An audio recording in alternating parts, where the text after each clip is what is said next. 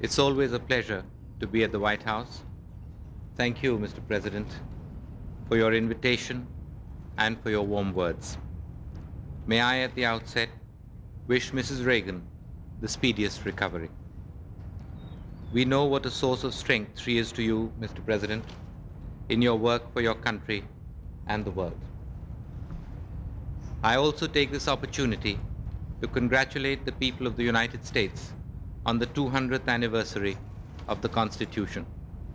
It is one of history's momentous documents that has made the United States grow to greatness. Your Constitution has been an inspiration to us in our struggle for freedom and liberty.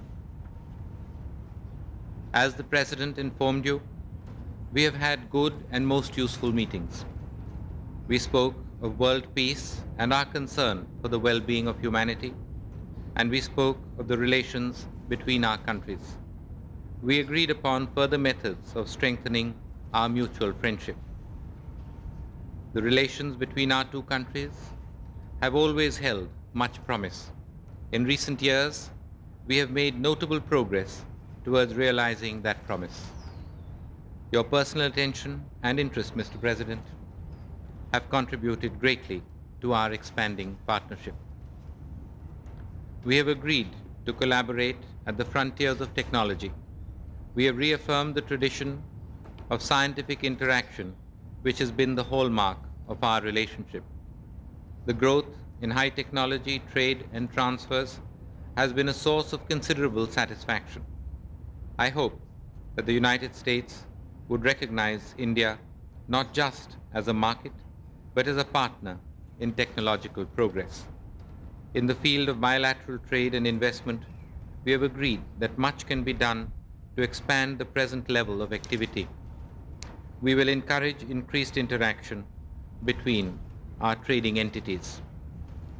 Having successfully launched our cooperation for the Light Combat Aircraft project, we have now agreed to explore other avenues in the field of defense. This is yet another step forward.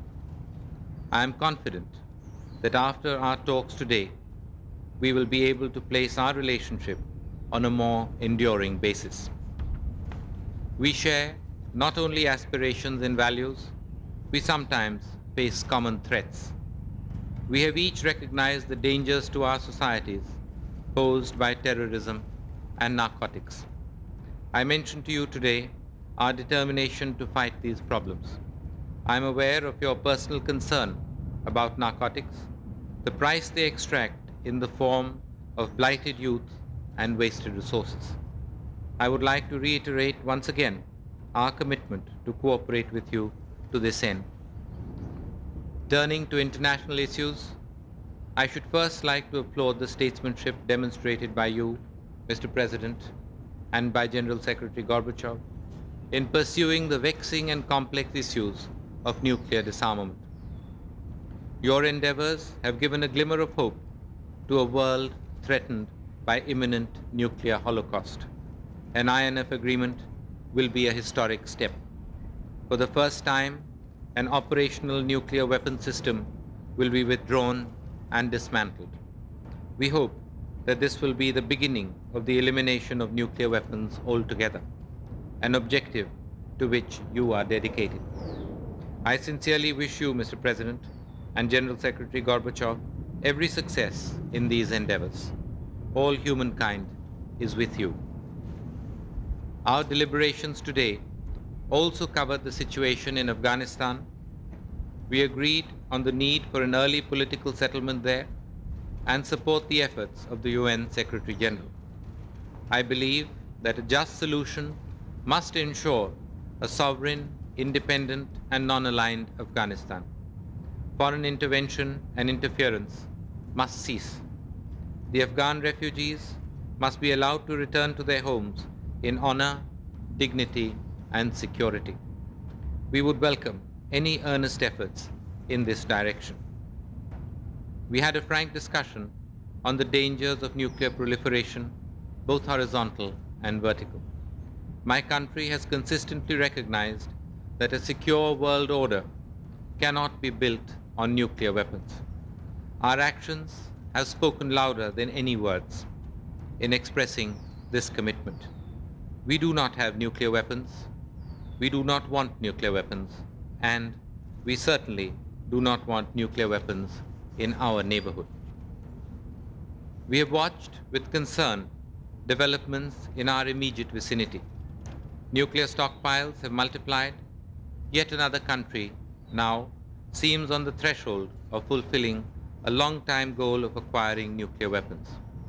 On our part, let me assure you, Mr. President, and the people of your country, that we have no intention of producing nuclear weapons unless constrained to do so. Mr. President, you and I have discussed these matters and expressed our mutual concerns. Time is not on our side. We are faced with critical decisions on issues which need to be addressed urgently. We appreciate your support to the efforts to end the ethnic conflict in Sri Lanka, Mr. President, in particular to the July 29th agreement, which I signed with President Jayawardene. We are determined to ensure the full implementation of its provisions as it represents the best hope for peace in the region. I thank you, Mr. President, once again for your hospitality. Our discussions have been most productive, and I leave Washington confident and optimistic about the future of our relationship. Thank you.